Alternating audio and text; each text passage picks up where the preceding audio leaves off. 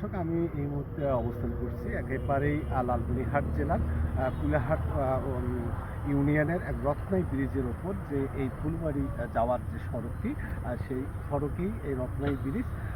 Ratnai bridge আমি যদি একটু ক্যামেরার দিকে দেখাই, যে রত্নাই ব্রিজটি কিন্তু একেবারেই ঝুঁকিপূর্ণ। আর এই ঝুঁকিপূর্ণ অবস্থায় কিন্তু এই ব্রিজটি প্রায় দীর্ঘদিন থেকে এই চলাচল করছে মানুষজন, অনেক আর কি ঝুঁকি, এক কথায় ঝুঁকি নিয়ে। আর এই ব্রিজ পার হয়ে প্রায় 2-3 কিলোমিটার দূরে যেটি ফুলবাড়ি উপজেলার যে ফুলবাড়ি ধল্লা সেতুটি আছে, সেই ধল্লা সেতুটি কিন্তু প্রায় 8-10 বছর হয়ে গেল, কিন্তু তারপরেও কিন্তু মানুষ সেই ধল্লা মানে সেতুর সুফল পেয়েছে কিন্তু দুই জেলা তথা এবং বিভিন্ন জেলার মানুষ, কিন্তু পুরোপুরি এক কথায় 100% কিন্তু এই সুফল পায়নি। যার কারণ হিসেবে আমি যদি বলি যে এই রত্নাই ব্রিজটি কিন্তু ঝুঁকিপূর্ণ থাকার কারণে ঢাকা থেকে, চিটাগাং থেকে, সিলেট থেকে বিভিন্ন দূরপাল্লার যে বাস, যাত্রীবাহী বাস, বড় বড় ট্রাক তারা মালামাল নিয়ে আসে, সেগুলো কিন্তু নিয়ে আসতে পারে না।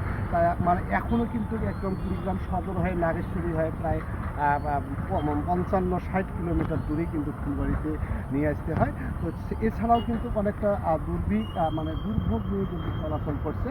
তো আজকে আমরা এসেছি, এর আগেও আমি একটা প্রতিবেদন আপনাদের মাঝে তুলে ধরেছি যে এই সামনের বছরে কিন্তু এই ব্রিজটি শুভ উদ্বোধন হতে যাচ্ছে, তেমনটি কিন্তু জানিয়েছে এই ব্রিজের যে নির্মাণ কাজের যে ইনচার্জ, তিনি কিন্তু জানিয়েছেন। এছাড়াও কিন্তু লালমনিরহাটের যে সড়ক বিভাগের যে নির্বাহী প্রকৌশলী, তিনিও কিন্তু জানিয়েছেন।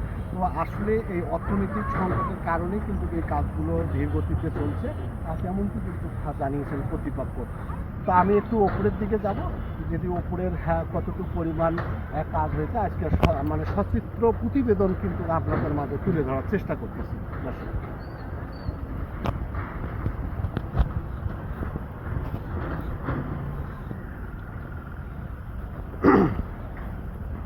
তো আজকে এই মুহূর্তে আমি দেখতেছি যে কিছু নির্মাণ শ্রমিক হয়তো এখানে আছে, যেমন কিছু ট্রাক, যে রাস্তার যে কাজগুলো চলমান আছে।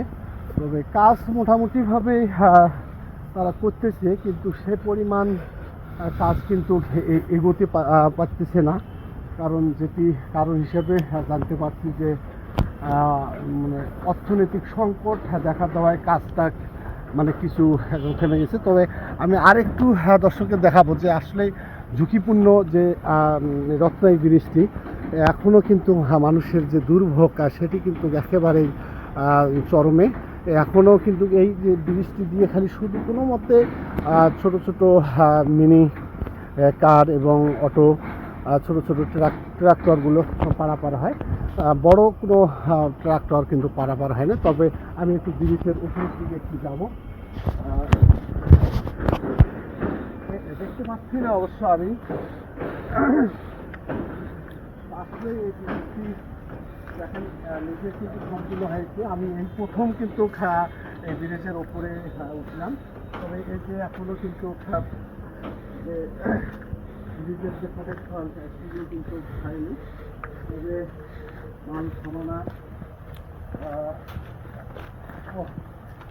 মাই গড, আসলে ভালো লাগলো এই মুহূর্তে ব্রিজের ওপরে উঠে, কিন্তু মোটামুটি ভালো লাগলো।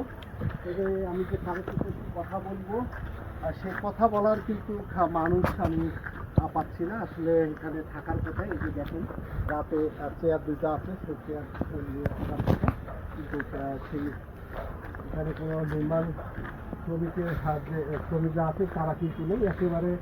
আর মনে হয় কাজ কিন্তু থেমে গেছে, কারণ কাজের যে অবস্থা, আমি আসলে খুবই ভালো লাগলো যে একেবারেই কী অবস্থা, সুন্দর একটি মুহূর্ত।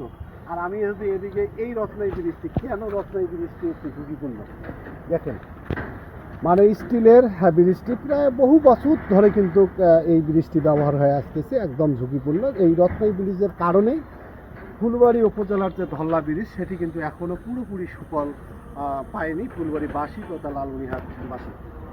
এই ব্রিজটি উদ্বোধনের মধ্য দিয়ে কিন্তু দুই জেলার যে একটা উন্নয়নের জোয়ার কিন্তু সেটি কিন্তু বয়ে যাবে।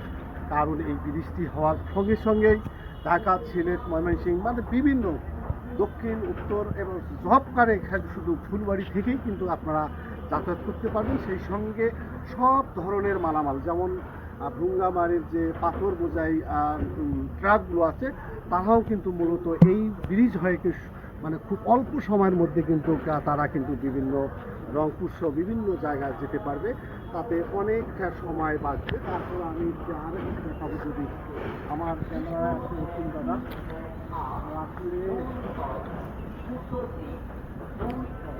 এই নদীটার নাম হলো রত্নাই নদী। কাজ মোটামুটি হয়েছে।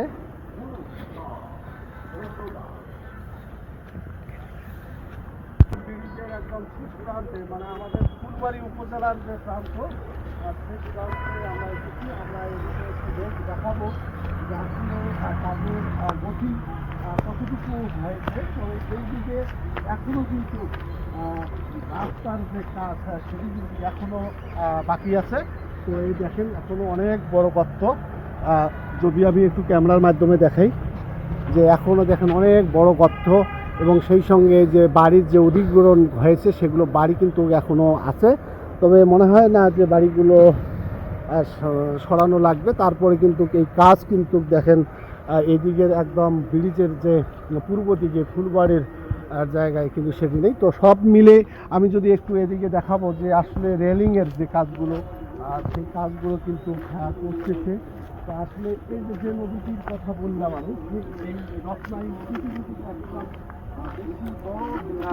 নয়, তো সব একটু ছোট নদী, তারপরেও কিন্তু এই ব্রিজটা না হলে কিন্তু দুই জেলার মানুষের কিন্তু একদম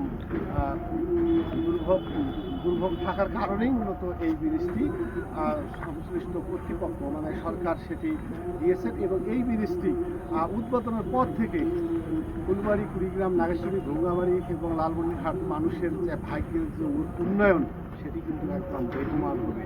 সেই সাথে দুই উপজেলায়, দুই জেলায় কিন্তু একটা উন্নয়নের জোয়ার বইবে, এবং সবার মাঝে যখন এই ব্রিজটি শেষের দিকে তখনই কিন্তু একটা আনন্দ উৎসব কাজ করছে। তো দর্শক, এই ছিল রত্নাই ব্রিজ থেকে সর্বশেষ খবর।